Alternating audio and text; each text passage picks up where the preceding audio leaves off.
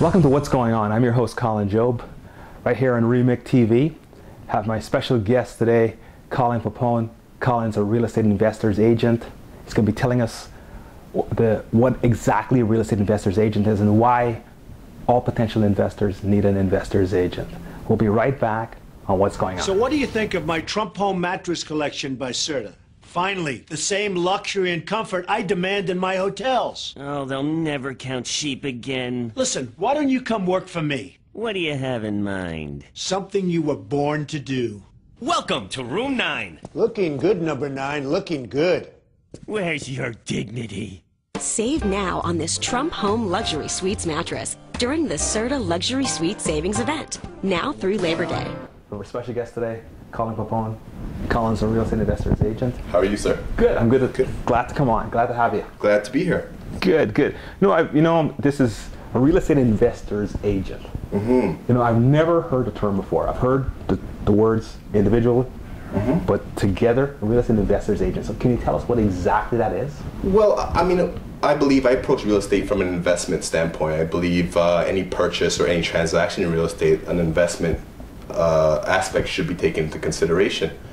And how we do that is we basically ensure that we have, cash flow, positive cash flow. We don't enter into deals unless they're making us money or unless they're offsetting some sort of cost. As an investor agent, I do a lot of extensive research in terms of where to buy, what locations to buy, what areas are appreciating more than others. So I think that's key when you're purchasing in Toronto, in the GTA, or any major city. Would be to buy in key locations and locations that have high potential for appreciation moving into the future. Great. What's a key location? Because we in real estate they always talk about location. Yes. But really, most people tell you, if you buy in the GTA, anywhere in the GTA, you buy a dog kennel in the GTA, you're gonna be all right. Yeah, that's true. I guess traditionally over long-term real estate appreciates, and that's true. I add an actual additional dynamic in terms of return on investment. I try to focus on areas where the money is going. So wherever the money is going, that's where I tend to advise my investors on where to buy. And so we're talking about major infrastructures like 4 series highways. So, extension of major 4 series highways. We're talking about extension of subway lines and this extension of infrastructure, redoing, for example, waterfront. Right now there's a plan called the Mimical 2020 plan, and it's a big incentive by the government to redo the waterfront in South Etobicoke. Okay. They're putting millions and millions of dollars.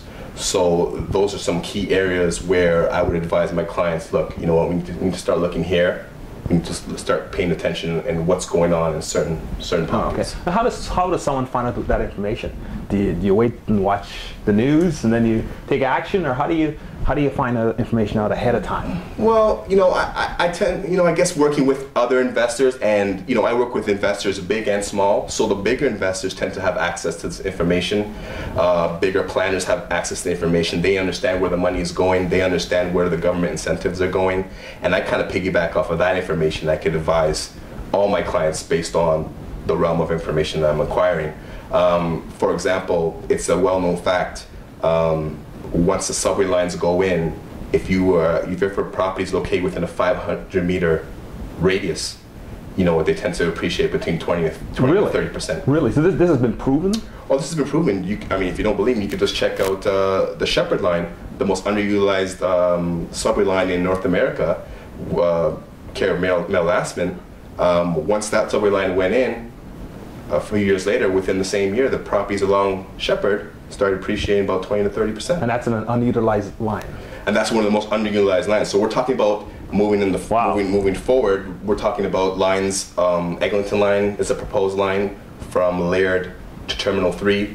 We're talking about a line from Union Station along South Etobicoke. So there are a lot of proposals in place for the City of Toronto where fellow investors can take advantage. Real? Wow, it's interesting. It's interesting because you don't hear, first of all, you don't hear a lot about this stuff until after the fact. It's announced 6 months later on the news, oh, they're going to do this. And by that time, I'm sure all the investors are already lined up. And that's kind of where I come into place, where I can advise clients beforehand in terms of where they need to be, where they need to go, and why they need to do so. Good, good. We're going to take a break. We'll be right back and we're going to get more into this discussion. Absolutely.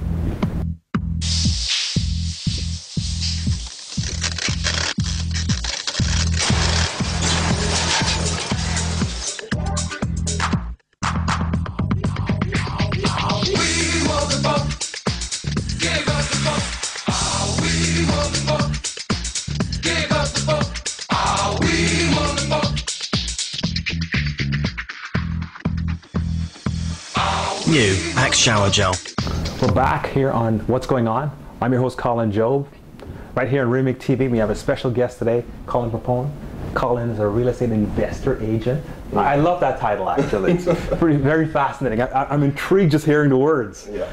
And you're talking about all the different developments in the city and the future plans as well. Mm-hmm. And it sounds to me so far what you talked about in terms of subway lines, waterfront development. It sounds like an institutionalized investor concept. Like I'm a little guy, I'm sitting at home right now. I'm listening to what you're saying. It sounds interesting. I'm thinking to myself, you know what? I want to be a player too. Right. How do I get involved? Well, I mean, I'm one of the few people who actually specialize in this niche in terms of working with investors. And the key point that those of you need to understand, it's not institutionalized in terms of big businesses. I think the small guy, the middle guy, the large guy needs to get involved in real estate investing. You might have a situation where you have a single mom who needs to offset some of her income with some rental income, you know, or really, it's possible. Oh, absolutely. You know, we can offset, show you how to structure your property and create cash flow from your basement apartment. We also work with people who do joint ventures, middle-sized incomes, larger size incomes. So it definitely is definitely possible. We work with the small investor to the middle investor to the large investor, and there are different levels of investing. Great. And not everyone can start off large, but it's a beginning point with potential to grow. So Excellent. yeah. So There's room for everyone.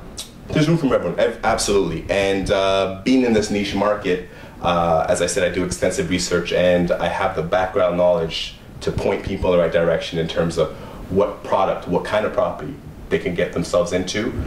Different properties with 3 units, 2 units, conversions into 1 unit, legalizing your basement apartment, all those kind of information, as opposed to an addition. Wait a minute here. Legalizing your basement apartment. Yeah. Because my understanding is there's certain areas of the city that it's illegal to have a basement apartment. Right. So you're saying, and you can correct me if I'm wrong, you could find someone who has a basement and you can show them how to make their basement legally adaptable? Yeah, I personally done that myself. Oh, yeah? Yes, I personally done that myself. So there's a process to get your basement retrofitted in the legal standpoint. Technically, the city doesn't give a legal standing to a basement apartment, but you can do things so that the city your basement is registered as a legal dwelling. So the process is you get the fire department in there, you get the electrical safety and standards in there, and you get the municipal standards in there. And once you get the okay from all those 3, you're up and running. You're up and running, and you're safe, you're secure, and you can sleep at night, knowing that you're getting income, and you know no one's going to come and shut down your operation. Good. Now let's say someone is able to do that. What kind of income can they? Like, how can they benefit? What kind of income can they? Additional income can they make a month with turning their basement? You know, initially someone may have no idea of how to do it or no intention to do it. Right. But all of a sudden they're hearing us and they're thinking, wow, you know, I could do that. Yeah, I'm open to doing that. How did you just told us how they go about doing it? What kind of income can they make from making that transition? Well, it really would depend on the size of the basement. If we're just speaking about basement apartments, for example, a 1-bedroom in certain parts of the city could command 700 to 900. In other parts of the city, a larger 2-bedroom basement apartment could command, you know, from 800 to 1200. So it really depends on the location.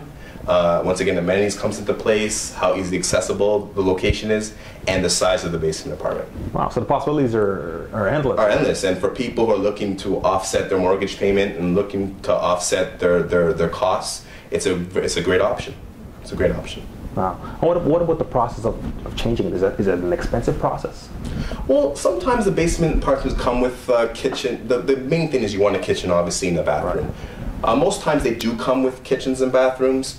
And it's just a matter of getting it legalized and getting the city involved and making just cross your T's, dot your I's, and making sure everything's in place. So it's doable. Oh, absolutely, it's doable. I've done a number of them, and I have clients who do a number of them. We advise investors on how to do it, and then it happens all the time. Interesting. I mean, is the city, you're saying the city is slated for a lot of growth still? Yeah, absolutely. And this That's is true? Absolutely. And this is why and just going back to basement apartments, this is why we like basement apartments in the City of Toronto, because City of Toronto has a mandate for intensification.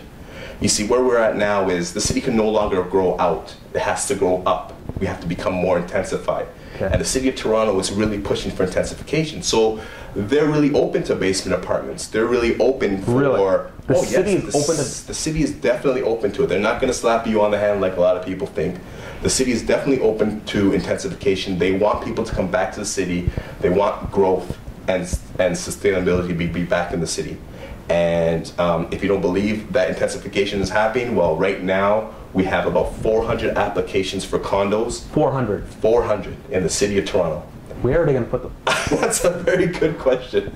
Well, they're going wherever land is available. So there's 400 applications for condos moving in the future, and we've already been declared the condo capital of North America, surpassing every major city in North America. Even New York City? Even New York City. Wow. That's incredible. Unbelievable. So we are living in a special place. Huh? Absolutely. This is a haven. You wouldn't want to be anywhere else. Interesting, interesting. Well, you know what? That sounds great. I know there's some more great information to come. Hold those thoughts. We're going to take a quick break and we'll be right back, right here. How do you like Canada now that you've been here for a month? We love it. Are things falling in place? Yes, by the way, thanks for introducing CIBC to us. We opened a bank account and it's free for the first year. And they have many other products for newcomers like us. We started just like you, and we have been with CIBC ever since. By the way, good call on these tasty samosas. I'm just returning the favor. CIBC, Canadian Imperial Bank of Commerce.